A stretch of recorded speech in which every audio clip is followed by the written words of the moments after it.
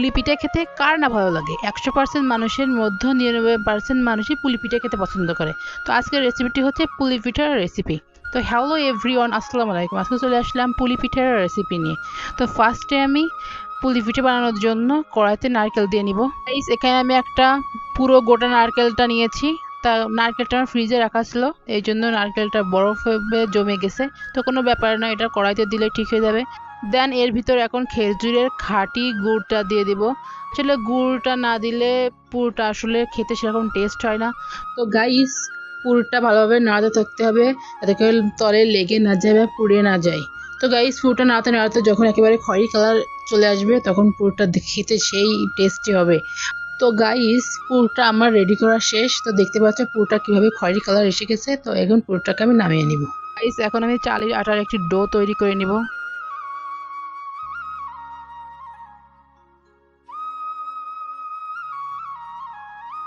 Guys, চালের আটার ডোটা তৈরি করা শেষ আমার। এখন আমি পিঠেগুলো বানিয়ে নেব। তো ফার্স্টে আমি পিঠে বানানোর জন্য রুটির মতন একটা শেপ করে নেব। রুটি যেরকম গোল আকার করে নিতে হয় এরকম শেপ করে নেব। তারপর হাতের সাহায্যে এরকম বাটি মতন বানিয়ে নিব। তারপর বাটি মতন বানানো হয়ে গেলে তারপর এর ভিতর আমি দিয়ে দেব পুরটা, যে পুরটা আমি আগে রেডি করে রাখছিলাম। তো গাইস, পুরটা দেওয়া শেষ আমার। এবার আমি এর উপরে চালের একটু গুঁড়ো দিয়ে দিব।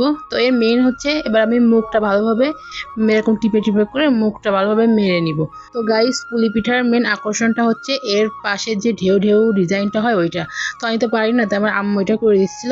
দেখতে পাচ্ছ গাইস কিভাবে আমার আম্মু এই ঢেউ ঢেউ ডিজাইনগুলো তৈরি করবে। তো চলো দেখা যাক আমার আম্মু কিভাবে এই ঢেউ ঢেউ ডিজাইনগুলো তৈরি করে। তো দেখতে পাচ্ছ আমার আম্মু অলরেডি ঢেউ ঢেউ ডিজাইন করা শুরু করে দিয়েছে।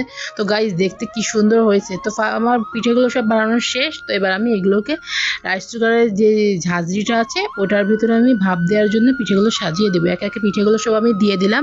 তারপর এটাকে একটা পাতিলে পানি গরম করতে দিছিলাম আগে। তারপর ঝাঁঝরিটা ওর উপরে দিয়ে দিব, দিয়ে ঢাকনিটা দিয়ে দিব, দিয়ে তো 10-15 মিনিট রেখে এটাকে নামিয়ে নিব। তো গাইস, ভিডিওটা ভালো লাগলে লাইক করো, চ্যানেলটাকে সাবস্ক্রাইব করো এবং বাসায় অবশ্যই বানিয়ে খেও এবং কমেন্ট করে বলো যে কেমন হয়েছে এবং ফলো দিয়ে দিও। তো গাইস, ভিডিওটার ফাইনাল লুক জাস্ট ওয়াও হয়েছে এবং খেতে ইয়াম্মি হয়েছে। তো দেখতে যেমন সুন্দর খেতে তোমার মজা। তো আজকে ভিডিওটা পর্যন্ত, বাই বাই।